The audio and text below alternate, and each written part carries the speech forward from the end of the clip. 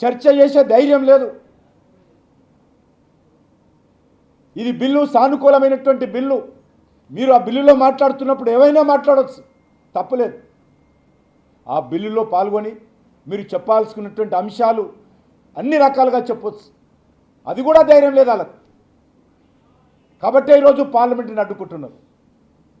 విద్యార్థులకు సంబంధించినటువంటి మీ హయాంలో ఏ రకంగా ఉండింది, భారతీయ జనతా పార్టీ ఇచ్చినటువంటి 12 సంవత్సరాల్లో విద్యార్థుల కోసం ఏమేం చేశాము, ఎన్ని మెడికల్ కాలేజీలు ఓపెన్ చేశాము, ఎన్ని ఎంబీబీఎస్ సీట్లు ఓపెన్ చేశాము, ఎన్ని పీజీ సీట్లు ఓపెన్ చేశాము, ఎన్ని యూనివర్సిటీస్ ఓపెన్ చేశాము, ఎన్ని ఇంజనీరింగ్ కాలేజీలు ఓపెన్ చేశాము. తప్పకుండా చర్చ జరగాల, చేయండి దమ్ముంటే. అది లేదు, ఆ చర్చ చేసే ధైర్యం లేదు. తొండాట, విధ్వంసకరమైనటువంటి వ్యవహారం ఈరోజు కాంగ్రెస్ పార్టీ చేస్తూ ఉంది. అందుకే ఈరోజు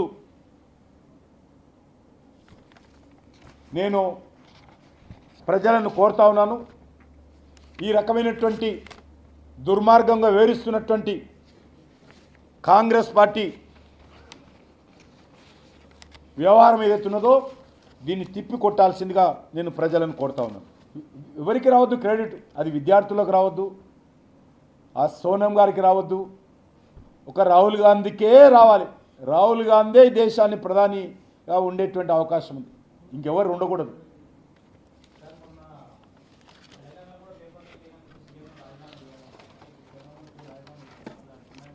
అదే అడుగుతుంది నేను. అదే పార్లమెంట్ వస్తుంది కదా.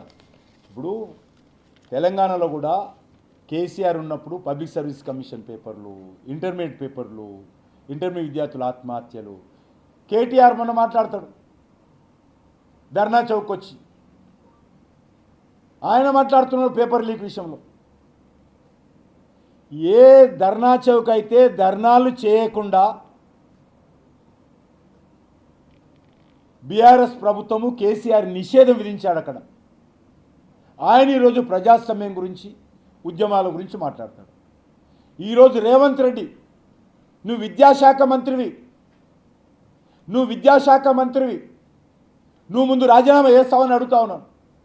నువ్వు రాజీనామా చేయి, వేరే వాళ్ళను రాజీనామా చేయాలని డిమాండ్ చేసే ముందు మీ హయాంలో 10th క్లాస్ పేపరు లీక్ అయింది, కొంతమందిని అరెస్ట్ చేశారు.